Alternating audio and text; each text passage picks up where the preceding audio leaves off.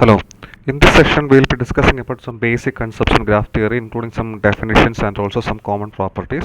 Okay, so let's begin our second lecture. Okay, so now I will start with a very simple definition. It's called a null graph. A null graph is a graph which has no edges. It has only vertices. Okay, so you know that graph is basically consists of two objects, vertices and edges. A null graph is a graph in which the edge set is empty. Okay, so you that will then you will be getting some scattered points like this. So this is the definition or examples of some null graphs. Okay, and a trivial graph is still a smaller graph which in which there is only one vertex actually. So there is no edges or it has only one vertex. So that's the example of a trivial graph. Okay, so now we have considered two very basic examples. What is a null graph and also a trivial graph. Okay, so again moving forward, let us say what is a regular graph. Okay, so a regular graph is a graph in which all the vertices have the same degree. Okay, so a one regular graph is a graph in which all the vertex has only one degree, degree 1. A two regular graph is a graph in which all the vertices have degree 2. Okay, so here are some examples of two regular graphs. So for example, you can see this is a triangle, this is a two regular graph. Here it says we have a square, it's a two regular graph, and I have given an example of a four regular graph.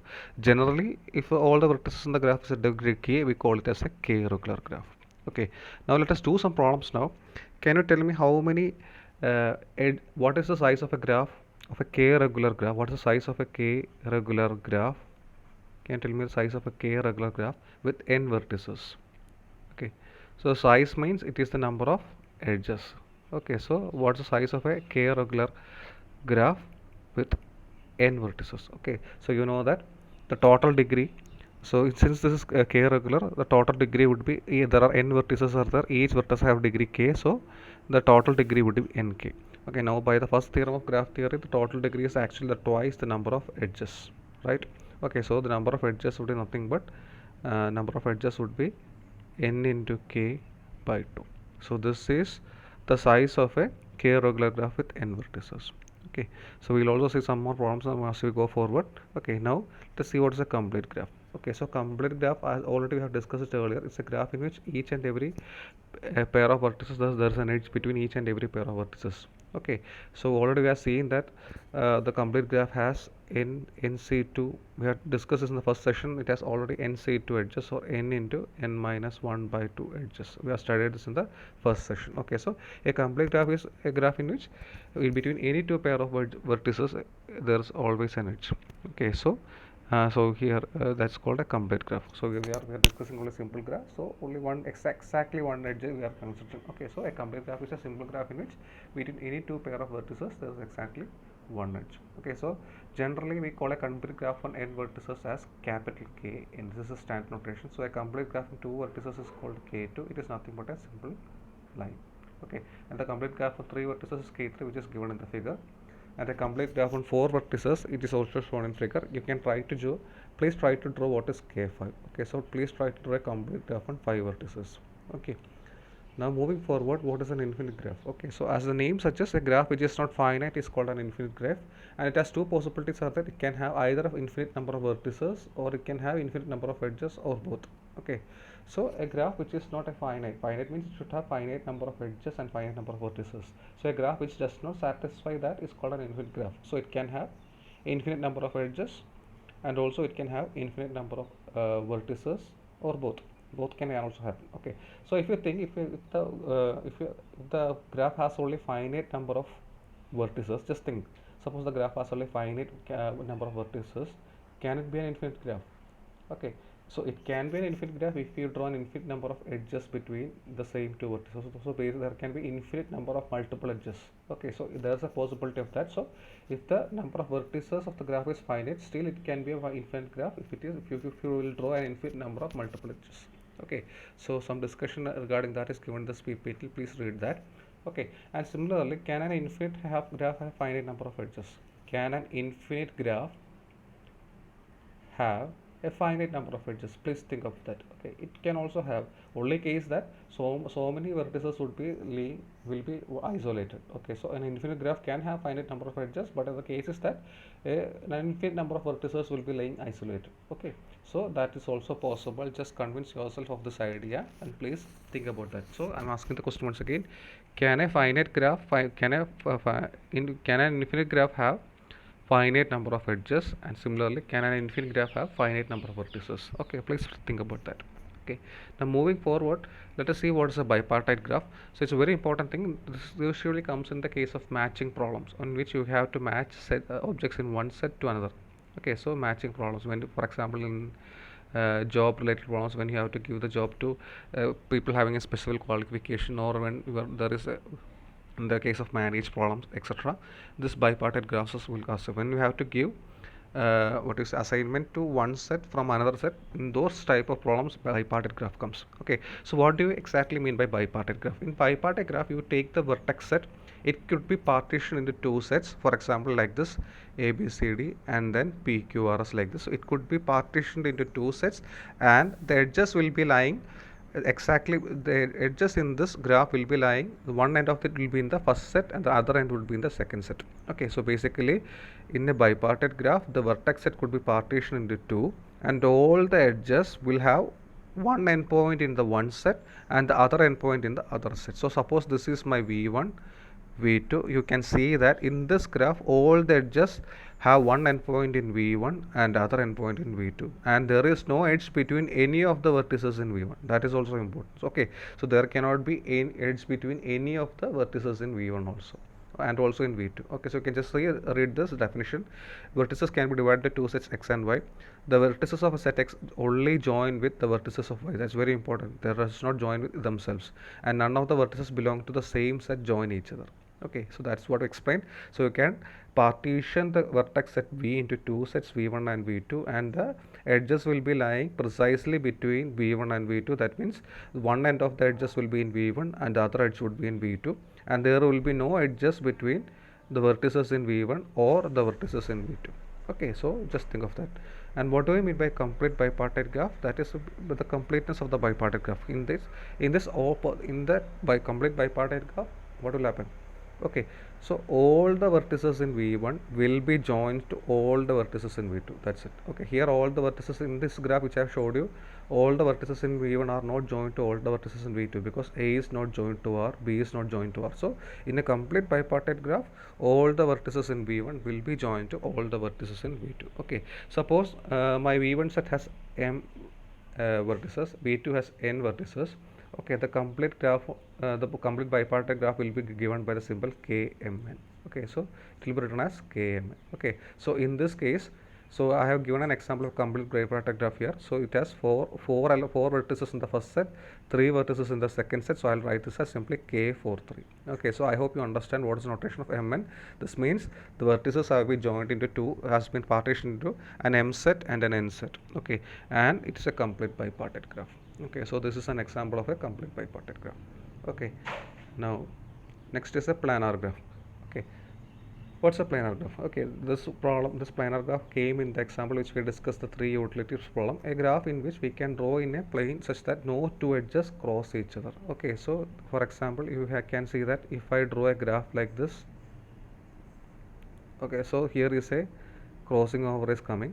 Okay, so there it should not come like that. There should be no crossover between the edges. Okay, now as I told you, in graph theory, the figure does not matter. You can draw it in any way as you please. What matters is basically the connection between the vertices. Okay, so this graph which I have drawn is actually a planar graph, because if I redraw it in this format, it is shown in the figure, it will become planar graph.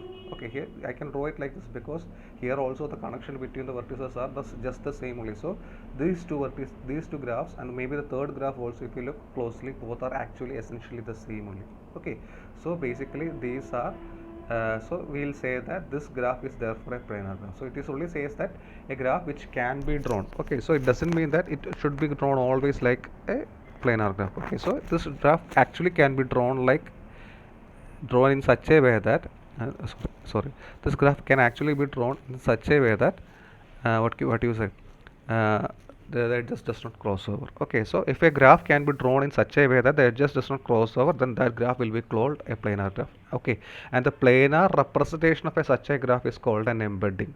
Okay, so it's called an embedding. So that means this graph which I have already shown you here, this is not drawn in a planar form. Okay, now I can draw it in a planar form like this. So this is called the embedding of the this graph. This is called the embedding. So if I call this graph as G, this second graph is called an embedding of G, and the third graph is also an embedding of G. So embedding is nothing but the way in which you draw the diagram such that the edges do not cross each other. Okay, now there are non-planar graphs. We will study about non-planar graphs and how to determine whether in the planar or non-planar graph in the later modules, and I have given you an example of a very famous non-planar graph that is called the Peterson graph here.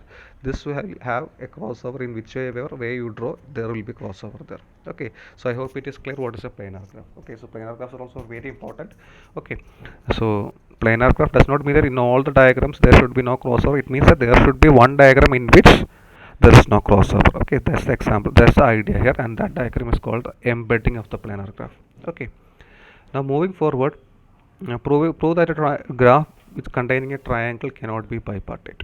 Okay, so let us do this problem. Prove that a graph containing a triangle cannot be bipartite. So let us go to the bipartite graphs. Now let us think of this thing. What will happen? So what is a triangle? You know the triangle is that it will be like this. Okay, I have not discussed what is a triangle, but still it will be like this. Okay, what will happen if in a bipartite graph the triangle will be there? What will happen? Just think. That means, can you partition the vertex set into two sets such that in the one set no two vertices should be connected to each other, and only the edges should be only between the vertices between the two different sets. But if there is a triangle, what will happen? If you look at this specific problem, okay, so there will be a b. If you consider these vertices a b q, what will you do? This, either you could put a b in one set which is v1 and q in another set, because a and q are connected, but still that is not possible because a and b is also connected. So that means you can't put a and b together, or you can't put b and q together, or you can't put a and q together, so that there is no edge between them. Okay, so if there is a triangle, we can't put these the vertices of the triangle in any of the vertex sets. Because why? Because always there is an edge between these three vertices, so we can't put a in v1 or a in v2 and b in v1 and b in v2, because a and b cannot come together, b and q cannot come together, because a and q cannot come together, because if they come together there will have an edge between them. So that means the condition of the bipartition has been violated. So if there is a triangle, there cannot be a it cannot be a bipartite graph. So try looking at this again, try it by yourself. It is also given in your textbook. Okay, so try to write down the proof. There is no need to write it mathematically, you can just give your argument there. Okay, now let us look whether the following graphs are bipartite. It is not obvious whether the following graphs are bipartite, so it's very simple. So what we will do is that we will try to create a bipartition. Okay, so if you look at the first problem here, what I'll do is that I'll start with any vertex. Okay, suppose I'll start with, so I have to divide this vertex set into v1 and v2. So I will start with 1. Okay, now I will put all the vertices which are connected with v1 to the set v2. So look at 1 here. 1 is connected to 2, so 2 will come in set 2, and 1 is connected to 3, so it will come in set 2, and 3 is connected to 4. So 1 has come here, and 2 is in set 3, and this 3 is in set that, and 4 is there. So this is where creating it. Now look at the second vertex 2. Okay, now check whether, now if 2 is there, okay, now all the vertices which are connected to 2 should be there in the first set. So now when you look at 2, 2 is connected to 1 and 2 is connected to 3, but what will happen? Now 2 is connected to 3, that means 2 and 3 cannot come in v2, but it has already come in v2 because of v1. Okay, so 2 and 3 cannot come in the same set, but that is not possible because already 1 and 3 are connected. That is why 1 and 3 are lying in different sets, and similarly 2 and 3 also should lie in different sets, but unfortunately they are come in the same set. Therefore we can't create a bipartition. So this is not bipartite, not bipartite. Okay, so extending this argument to this graph, which is b, let us look at again. Okay, so consider the set v, next graph, which is second graph. Okay, so we have to partition this graph into two, v1 and v2. Okay, we start with 1, which all vertices are connected to v1. It is actually 2, 6. Okay, now you go to 2. Now 2 is connected to 1 and 2 is connected to 3, so 3 will come here. Okay, now you look at 3. 3 is connected to 2, 3 is connected to 4. Okay, 3 is connected to 5 there. Okay, now look at this set. You have finished 1, you have finished 3, you have finished 3. Now look at 6. 6 is connected to 1, 6 is connected to 7. Okay, now look at 7. 7 is connected to 6, 7 is connected to 8 here. Okay, and now look at 4. 4 is connected to 3, 4 is connected to 9 here. Okay, so and look at 9 now. 9 is connected to 5, 9 is connected to 4, 9 is connected to 8. So all the vertices are there, and we have actually obtained a bipartition here, and you can verify that none of the vertices in the same set are connected to each other here, because 1 and 3 are not connected, 3 and 7 are not connected, and 7 and 9 are not connected. Similarly, you can verify here also 2 and 6 not connected, 6 and 4 is not connected. Similarly, 4 and 5 is not connected, and 5 and 8 is not connected. So this is a bipartite graph. Okay, so now you can try this idea in this graph also. Try to create a bipartition. If it is not possible, it will not be bipartite. Not will be bipartite. Okay, it's very simple. Okay, now the prove that the number of edges in a bipartite graph is at most n square by 4. So prove that the number of edges in bipartite graph with n vertices is at most n square by 4. Okay, let's look at that. Okay, so suppose you have a bipartite graph. Bipartite graph G is there, and you are dividing the vertex set into V1 and V2 here, and the question is prove that number of edges in a bipartite graph is at most n square by 4. So we have to show that the number of edges is at most n square by 4. Okay, okay, suppose we have already n vertices are there. X vertices has gone to V1, and the remaining n minus x vertices have gone to n V2. So we have partitioned the n vertices into V1 and V2. So there will be x vertices lying in V1 and n minus x vertices lying in V2. Okay, now so if you consider number of edges, what is the maximum possible number of edges? Basically, the maximum possible will happen when all the vertices in V1 are connected to all the vertices in V2, right? So the maximum will happen when this first vertex is connected to all the vertices in V2, the second vertex is connected to all the vertices in V2. That means the maximum will happen when you will have n minus x plus n minus x plus etc., or nothing by product rule. You will have when there is x into n minus x edges. So the maximum will happen when there is x into n minus x edges. Okay, so basically if you consider this function, you have to look at the maximum value of this function. Okay, so the maximum will happen when there is x into n minus x edges, and we have to determine this x. So if you consider the number of edges as a function of x, the maximum will happen. If you find the maximum of that function, it will be the maximum number of edges. So I hope it is clear. The maximum when will happen when each of the vertices is connected to all the vertices in V2. Okay, that means if the first vertex has n minus x, there are n minus x edges when you take the first vertex, and then beginning with the second vertex there will be n minus x edges, beginning with the third vertex there will be n minus x edges. So beginning with all the x vertices there should be x into n minus x edges. Okay, or our familiar product rule from the discrete mathematics course. Okay, so let us find the maximum of this function. So this function is nothing but nx minus x square. How will you find the maximum of this function? You can use calculus. You take f dash of x, that is n is a constant here, so it is n minus 2x. What is f double dash? It is minus 2. Okay, so since this f double dash is minus 2, the value which you obtain in the second step would be the maximum value. So what is f dash? So how will you find the maximum value? You equate f dash is equal to 0, that is n minus 2x is equal to 0, or the value of x is equal to n by 2. So the maximum of f of x will happen when x is equal to n by 2. Okay, and what is the maximum value? The maximum value is nothing but x is equal to n by 2. So maximum value will be n by 2 into n minus n by 2, that is n by 2 into n by 2, that is actually n square by 4. So the maximum number of edges possible in a bipartite graph is n square by 4. With n vertices is n square by 4. Okay, now we have already discussed what size of a k-regular graph with n vertices earlier, and now I am asking you what can you find, does there exist four regular graph on 6 vertices? Okay, so please find the size first. Once you have find it, please construct. Okay, that's all. Thank you.